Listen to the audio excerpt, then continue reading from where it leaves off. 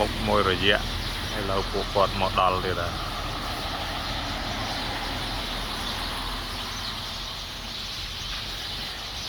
បាទឥឡូវគាត់មកដល់ទៀតហើយបាទមុខមួយរយៈ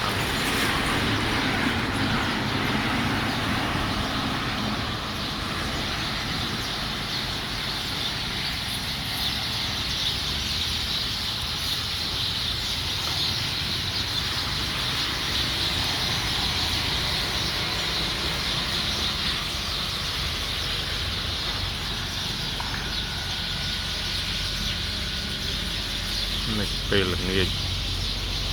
ម៉ោង5កន្លះល្ងាចគាត់ចូលទំនំបាទហើយទំនំនេះគាត់បោះបង់ប្រហែលជាប្រហែលខែហើយឥឡូវគាត់ទំនឹកនាមកវិញបានប្រហែលជា4-10ថ្ងៃកន្លះខែ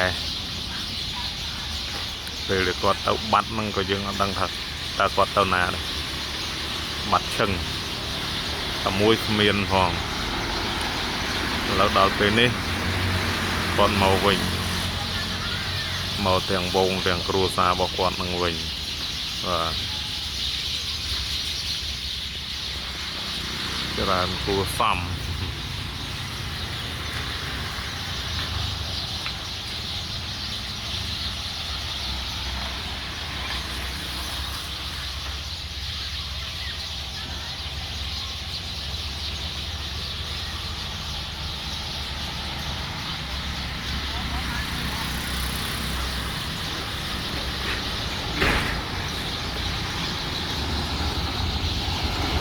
ទូទៅតតែល្ងិតបានគាត់មកជុំអស់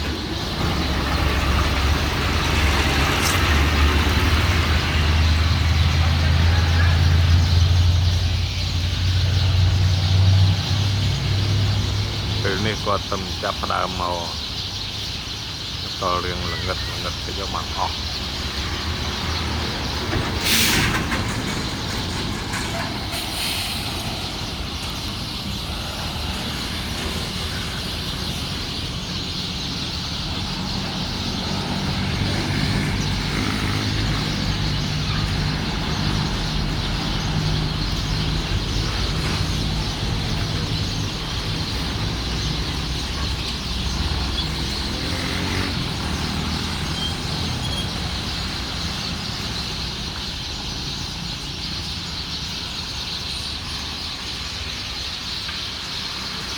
ពេលដែលគាត់ចូលអស់ម៉ែខ្លះឡើងទុនបាទម៉ែខ្លះឡើងទុនមកធ្លាប់បាក់ពីមុនមកធ្លាប់បាក់ម៉ែក្នុងម៉ែតែនឹងរួមជាមួយនឹងផ្លែវាផងផ្លែវាត្រង់រៀងប៉ាន់ចង្កឹះចាប់ដើមរៀងល្ងិតតិចគាត់មកអស់បាក់ម៉ែប្រាវបាទជួងកាលឡើងទុនម៉ែងម៉ែខ្លះបាទវាពេលរសៀលថ្ងៃកងភ្នំហើយថ្ងៃចូលរុនណាបាទ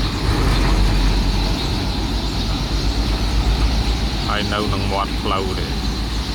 ប៉ុន្តែបើថាពួកគាត់មកមិនបាច់ទេមកណែនមកណែនយ៉ាងដូចនៅក្នុងព្រៃយ៉ាង